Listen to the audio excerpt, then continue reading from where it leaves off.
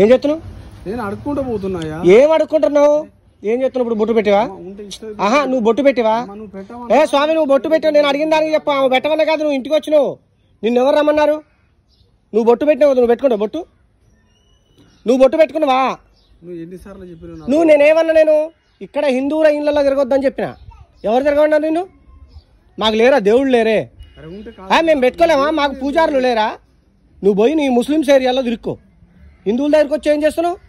చల్లడు నడు. ఆ తాబీజులు అయ్యనేది దెబ్బలు పడేలా చూసుకోవద్దు. నడు. ఏ ఊరు అనేది? నువ్వు నడు, నువ్వు నడు. లేదు ఇప్పుడు పోలీసు వాళ్ళకి ఫోన్ చేస్తా. నడు, నువ్వు నడు. అదే నువ్వు బొట్టు పెట్టుకోవు, మా దగ్గరికి వచ్చి బొట్టు పెడతావా? ఏ హిందువులు ఇల్లే దొరికినాయి మీకు? ప్రతివాడు ఎవడు పడతాడు, వస్తాడు. ఒకడు మత ప్రచారానికి వస్తాడు, ఒకడు వచ్చి బొట్లు పెట్టడానికి వస్తాడు. ఇప్పుడు కొత్తగా సిస్టమ్ నేర్చారండి. మా దగ్గర లేరా పూజారులు కదా బొట్లు పెట్టడానికి? ప్రతివాడు అక్కడి నుంచి దిగబడతాడు దొబ్బేడి నుంచి. నువ్వు బొట్లు పెట్టుకుంటే ఇక మేము బాగుపడతాం. రావడం, లోపలికి రావడం, ఎవడికో తాబీజు ఇవ్వడం, దొబ్బేయడం. చాలా వెళ్ళండి నుంచే.